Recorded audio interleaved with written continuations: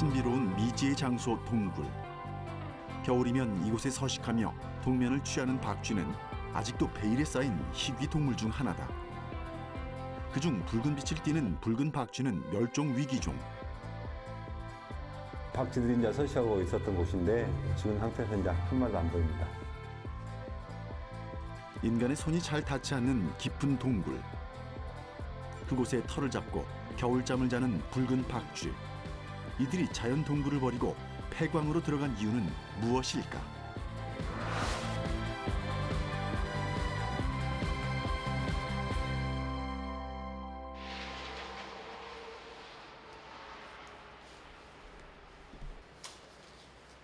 온통 설원으로 둘러싸인 겨울산. 하얀 눈이 소복하게 내리던 날, 박쥐를 찾아 떠났다.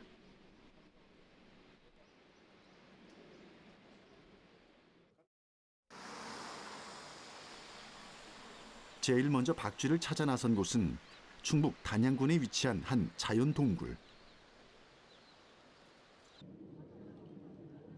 지난 1976년 천연기념물 제256호로 지정된 고수동굴이다. 이 지역을 대표하는 유명 관광지로 많은 이들이 찾는 곳이기도 하다.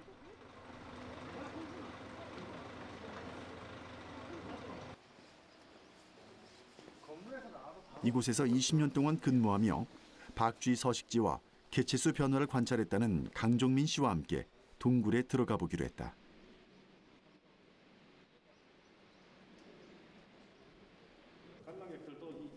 약 4억 5천만 년 동안 생성되어 온 것으로 추정되는 고수동굴은 석회암 자연동굴로 지금까지 그 내부가 잘 보존돼 있다.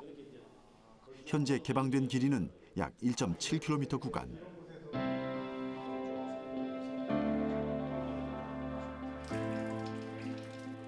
관람객에게 공개된 짧은 구간에서도 다양한 형태의 종유석과 석순이 자아내는 신비로운 분위기가 보는 이들의 감탄을 자아내기에 충분하다.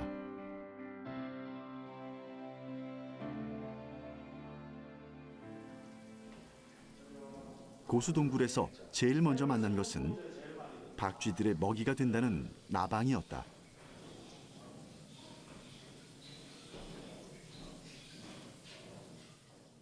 자, 여기에 이제 감박쥐들이 날아다니면서 주로 많이 잡아먹는 나방입니다. 그래서 박쥐들이 동굴 안에서 그렇죠. 동굴 안에서 날아다니면서 얘네들도 날아다닐 때 가면서 잡아먹고.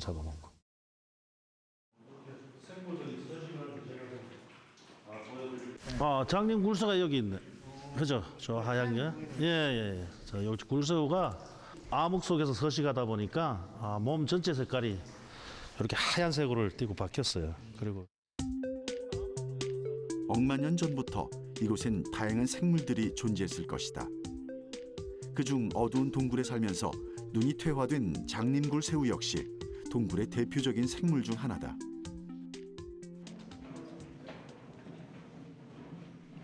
동굴의 또 다른 주인, 박쥐는 과연 만날 수 있을까?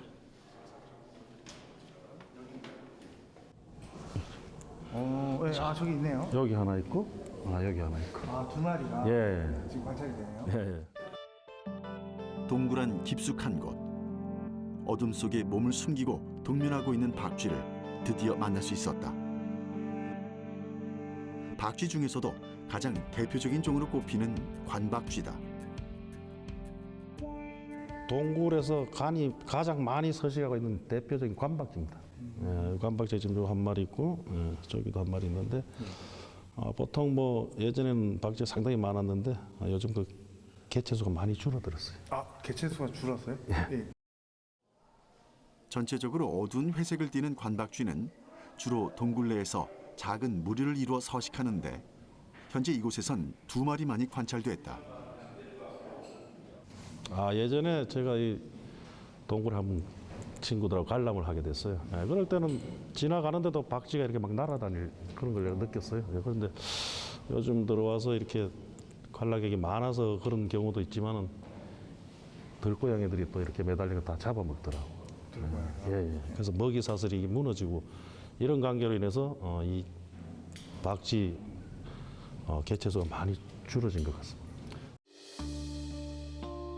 과거엔 이곳에 군락을 이루며 서식하는 관박쥐의 개체수를 많이 볼 수 있었지만 언젠가부터 점점 개체수가 줄어들었고 현재 개방된 구간에서는 단 2마리만 서식하는 것으로 보인다고 한다. 이는 동굴이 개방되면서 사람이 출입하고 들고양이 등 야생동물들이 드나들며 동굴 내 먹이 사슬에도 영향을 준 것으로 보인다.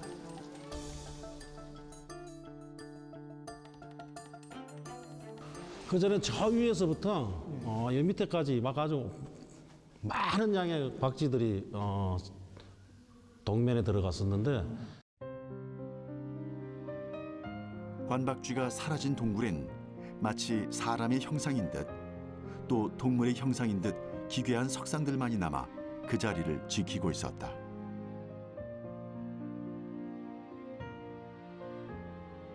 그렇다면 그 많던 박쥐들은 다 어디로 갔을까?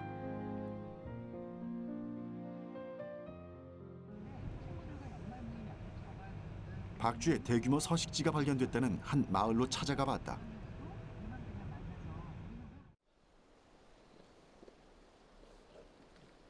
전라남도 무안에 위치한 전형적인 시골 마을. 이 마을에선 박쥐의 서식지로 보이는 동굴이 몇 개 존재한다고 한다. 그리고 최근 박쥐의 또 다른 서식지가 발견됐다.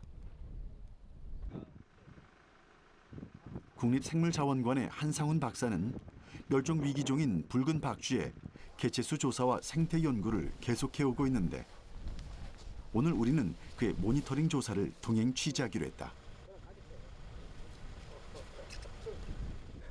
금년 초에 저희가 그 제보를 받고 현장을 와봤는데 올해 처음으로 이제 발견된 지역이고요. 저희가 조사를 해보니까 사람이 이용하는 굴인데 24마리가 살고 있는 게 발견돼 가지고 제법 많은 개체들이 있다는 것을 확인했습니다.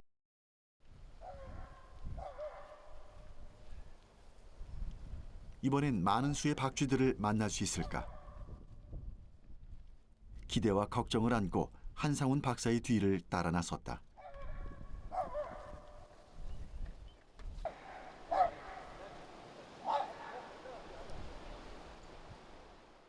박사님 지금 보니까 여기는 지금 나무도 이렇게 많이 베어져 있고요. 네.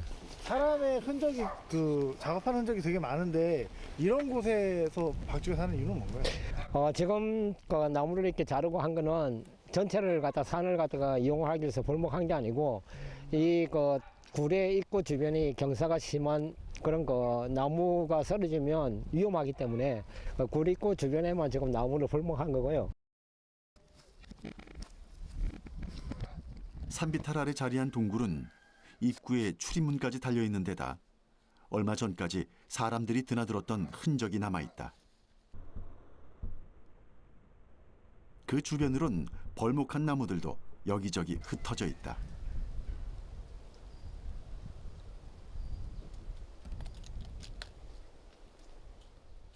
이곳은 이제 그 금을 채굴한 게 아니고 일단 강물의 맥을 발견하기 위해서 어떤 치구를 했던 곳입니다. 예, 그래서 금강이라 하더라도 여기서 금을 캐낸 건 아니고 금이 들어있는지 어쩌는지 확인은 그런 굴이라고 보면 되겠습니다. 한번 들어가 보시죠. 예. 과거 금맥을 확인하기 위해 인위적으로 팠다가 폐광된 동굴이라는데 과연 내부는 어떤 모습일까? 실제로 여기 장독이 이렇게 있네요. 네, 장독이 있습니다. 일제 강점기 때 판 것으로 추정되는 폐광 내부에는 장독대와 전기 시설 등 최근까지 사람들이 이용했던 흔적들이 곳곳에 남아있는 모습이다. 여기는 지금 마을 주민들이 그 여러 가지 매실이라든지 그런 걸 그 숙성시키기 위해서 이 동굴이 그런 거 좋은 창고 역할을 하니까 갖다 놓고 숙성시키고 있는 거죠.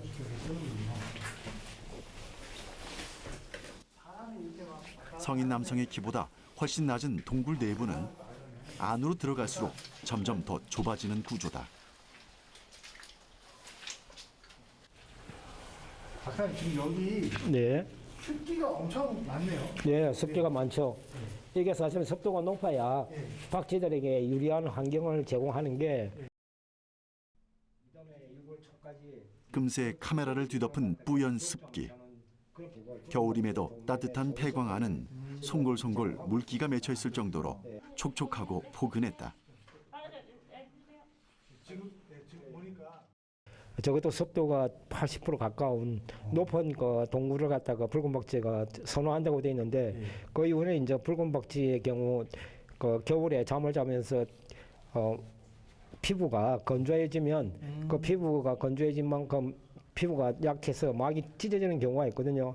그래서 이 동굴들이 습도가 높은 동굴들이 대부분 붉은 박쥐가 많이 서식하고 있습니다. 아, 지금 여기 지금 랜턴 보니까 여기 지금 안에 물기가 그 수증기가 막 지나가는. 예, 그렇죠. 느낌인데. 그러니까 습도가 높다는 거는 그만큼 이 안에 온도가 따뜻하고 온화하다는, 지금 우리가 잠깐 입구에서 들어봤는데도 지금 이 동굴은 다른 그 동굴에 비해서 예.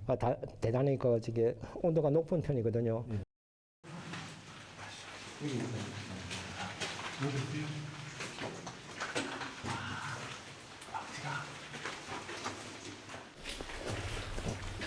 여기 길이 막혔네요. 길이 막힌 건 아니고 이제 여기가 그 건맥을 캐기 위해서 수직굴로 해가지고 아래쪽으로 이렇게 2중 3중굴을 팠던 흔적이 남아가지고 이게 그동안 이제 물이 계속 습도가 높으니까 물빨이 고여가지고 하나의 그 큰 물 저수지가 된 거예요.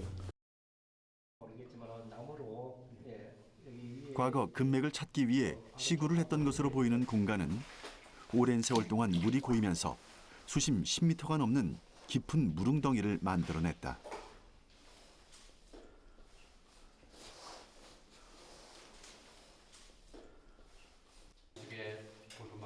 사람의 발길이 닿지 않는 깊은 폐광 안. 조심조심 주의를 기울이며 붉은 박쥐의 흔적을 찾아 더 깊숙이 들어가 봤다. 안쪽으로 들어갈수록 자연 동굴의 모습과 더욱 흡사하다.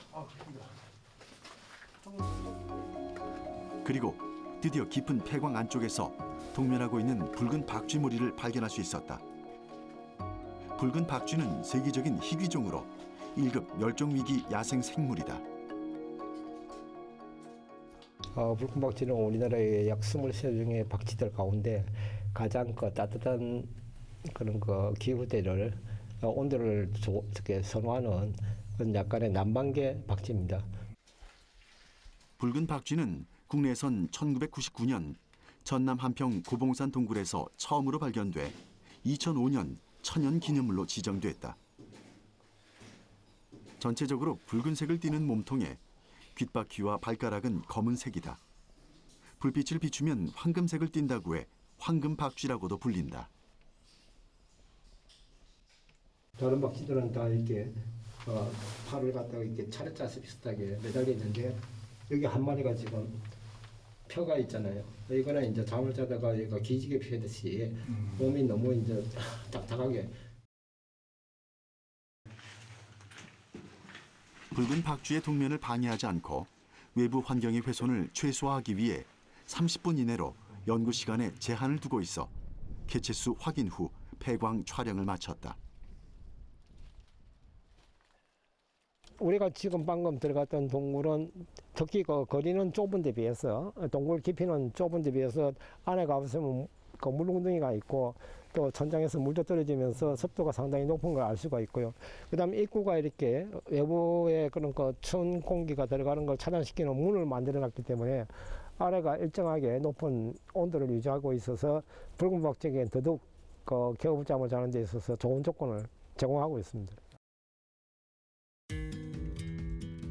외부에 찬 공기가 들어가지 않게 입구를 막는 출입문이 폐광 내부의 온도와 습도를 유지시켜주면서 붉은 박쥐들이 서식하기에 좋은 조건을 갖추게 된 폐광. 붉은 박쥐들은 체온 유지를 위해 대체로 여러 마리가 한 군데에 모여 10월부터 다음해 5월에서 6월까지 8개월 이상의 긴 겨울잠을 청한다. 동면하기에 최적의 조건을 갖춘 이 폐광으로 붉은 박쥐들이 들어온 이유다.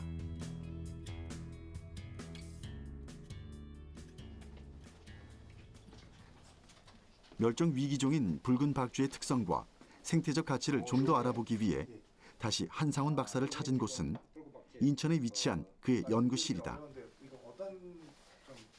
우선 옆에 있는 박쥐가 보시면 색깔에서 상당히 이제 사실 날면은 조류라고 생각하기 쉬운데 포유류라고 구분되는 그 이 시체적 특성을 여기서 볼 수 있나요? 이건 수컷새라서 좀 보기가 어려운데 암컷의 경우에는 이 겨드랑이 사이에 젖꼭지가 달려 있습니다. 그리고 그 새끼를 놓을 때는 알을 놓는 게 아니고 새끼를 낳아요. 어미가 같이 날아다니고 젖을 먹입니다.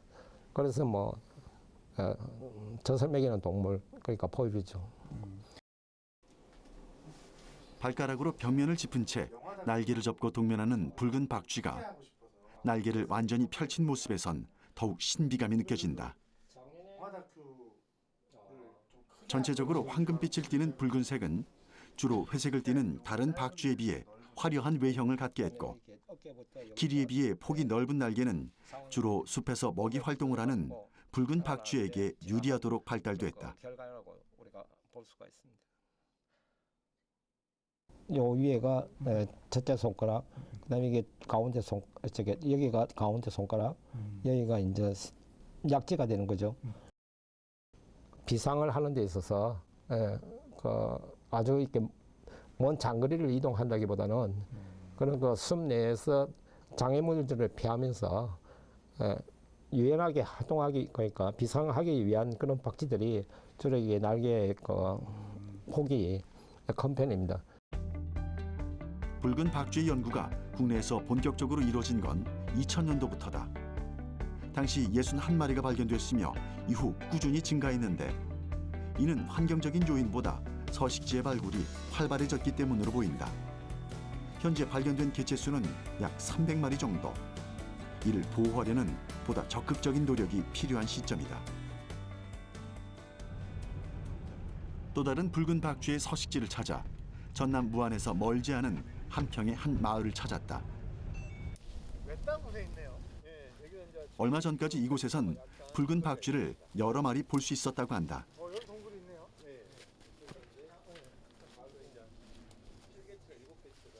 저는 이 부분이 과거에는 좁았습니다. 그리고 이쪽에도 좁았어요, 여기가? 흙이 이렇게 쌓여 있어서 여기 그 온도 변화가 없게끔 돼 있었는데 지금 싹 긁어냈거든요. 다 긁어. 네, 다 긁어냈고 여기 길이 새로 생겼잖아요. 그리고 여기 이렇게 흙 지금 보시면 알겠지만 이 정도 이제 높아 있어요. 동굴 입구는 조금 우리가 기어 들어갈 정도. 그렇게 돼 있었는데 지금 저렇게 돼 있지 않습니까? 개방된 입구를 따라 폐광 안으로 들어가 봤다. 혹시나 붉은 박쥐를 만날 수 있진 않을까? 지금 보니까 벌레들이 되게 많네요. 네, 동굴 생물들이 몇 개째 보입니다. 겁등이라든가 귀뚜라미 같은 하루살이 종류들. 텅 빈 폐광에서 가장 먼저 만난 것은 동굴에서 서식하는 귀뚜라미와 꼽등이. 폐광에는 붉은 박쥐 대신 곤충만이 남아 있었다.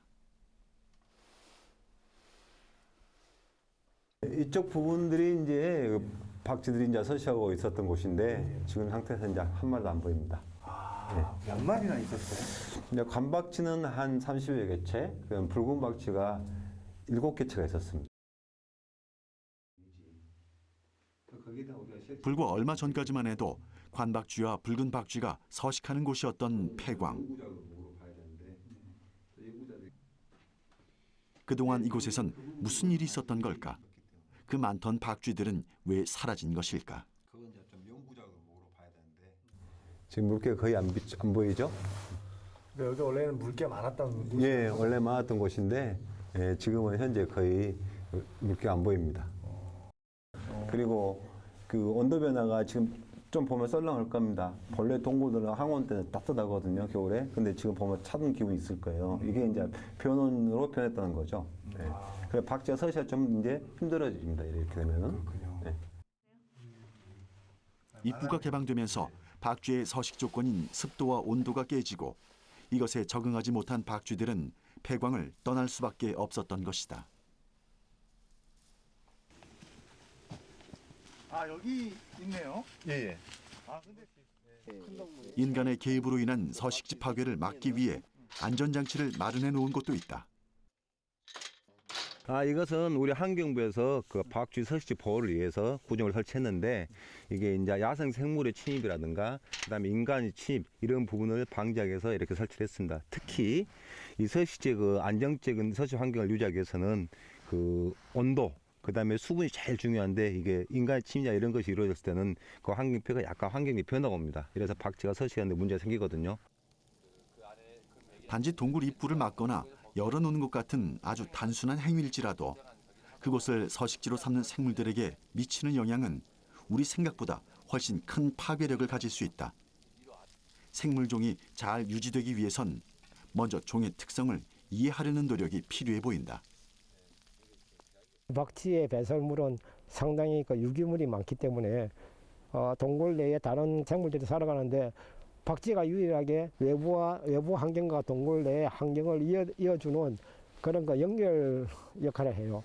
그래서 생태계를 유지해주는 동굴 내의 생태계를 유지해 주는데 가장 그 중요한 생물종이 박쥐입니다.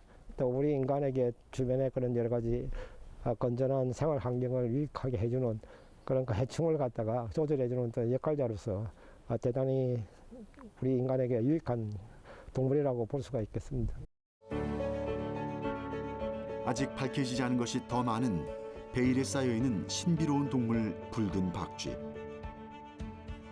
환경과 기후변화에 예민하며 하루에 곤충 약 2천여 마리를 잡아먹고 자신은 맹금류의 먹이가 돼 숲 생태계의 균형을 유지하는 생태계의 조절자.